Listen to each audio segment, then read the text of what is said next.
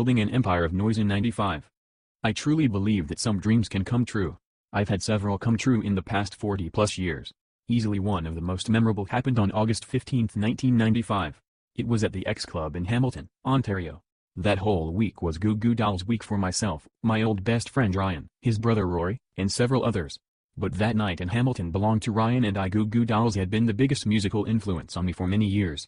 My loyalty as a fan has withered away though because they haven't put out any music in the last few years that's worth listening to twice.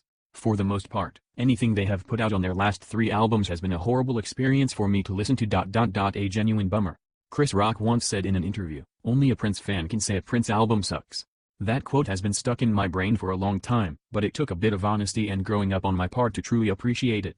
I hate Goo Goo Dolls with all my heart. They gave me some of the greatest days of my life with their tunes, but they've also broken my musical heart over and over again. If they put out an album or single to the masses, there's going to be some heavy criticism from fans like me when they put out a less than acceptable product. This is because people like me were the ones who stuck around when almost no one was listening. But they have been the band who they are now longer than they were ever the band I used to love. It's a genuine bummer that, in some ways, I still haven't gotten over. It's because their early music means so much to me. The goodness simply outweighs the bad. The week began in Kitchener, Ontario. At the Volcano Club. It was my second time seeing them live and it would be the first time I got the chance to meet them. Johnny, Robbie, and Mike were unbelievably genuine and friendly. Once the show started, Ryan, Rory and I made sure to sit in a good spot because we were bootlegging the whole show with a small tape recorder placed at my feet. It was a fantastic concert in front of a less than enthusiastic crowd. But the next night in Hamilton took my love and appreciation for Goo Goo Dolls to a place I could only dream of. For this show, it would only be Ryan and I before the concert. Ryan and I ran into Johnny and a couple other people on the street. He told his cousin, who I believe was named Scott, to put us on the list. We didn't have to pay for another show if we didn't want to. Unreal. As much as we had loved the concert the night before, we had hoped to hear more of the old stuff that we'd grown to love so much. In retrospect, I would kill to hear 3 of those songs played these days. Our idea was to write them a short letter requesting 5 songs we'd love to hear. We called it the Power Set. 'Cause you're gone, there you are, I'm addicted, up yours, hey. We gave Johnny the letter before the show and hoped for the best. Short story long. They pulled out our letter in the middle of the concert and played the Power Set. Hot damn, what a feeling. No drug has come close to capturing the high I felt at that moment. It was a full throttle 10-minute performance of some of the best songs the Goo Goo Dolls have ever created. Letter written, songs played. Dream come true. Mission accomplished. Some people need to wait years, even a lifetime, before they see another dream come true. I only had to wait 15 minutes. Halfway through the song only one, Johnny looked down at me in the front and asked, "Do you know the lyrics?" Fuck yeah. And with that, I grabbed Ryan and brought him up on the stage with me to share in singing to the crowd. Even though the X Club only held about 300 people at best, I felt as though we were at Wembley Stadium.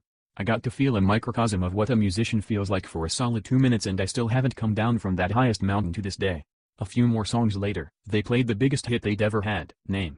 But whoever came to the X Club to hear it would be sadly disappointed because halfway through the song, Robbie Takak got off the stage still playing his bass and wandered into the crowd.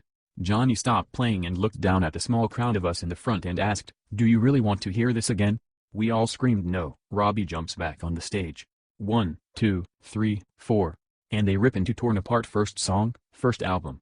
Unfucking believable. My emotions were so pure back then.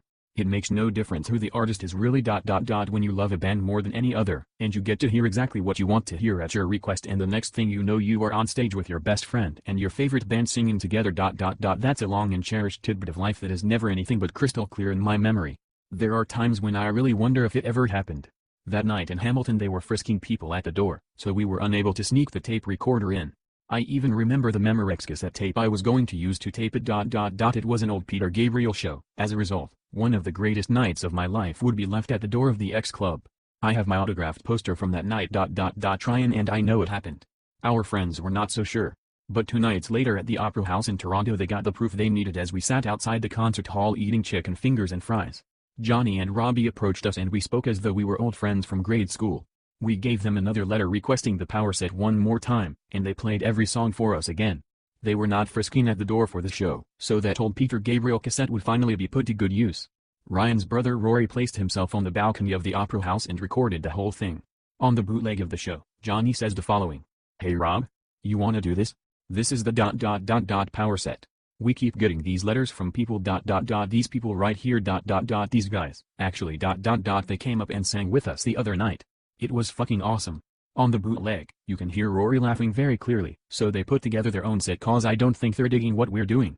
So, what do you think? You wanna do this? Then, as clear as a bell, you hear Rory yell to me down on the floor, "Alright, Hampson." They tore through those 5 songs like I had never heard them before 2 nights earlier, and this time it was in front of a very enthusiastic crowd. We got the whole show recorded minus 2 songs. Rory flipped the cassette over right after the power set so there was only so much time to catch everything. But holy shit did we get lucky. So, in 1 week, I had spent maybe $60 on 3 concert tickets. $60 to have a dream come true and so much more. And anytime I want to go back to that time, I just have to throw on a CD and it's as simple as that. But I still truly believe that somewhere out there is a bootleg of my night at the X Club on August 15, 1995. What can I say? I'm still a believer.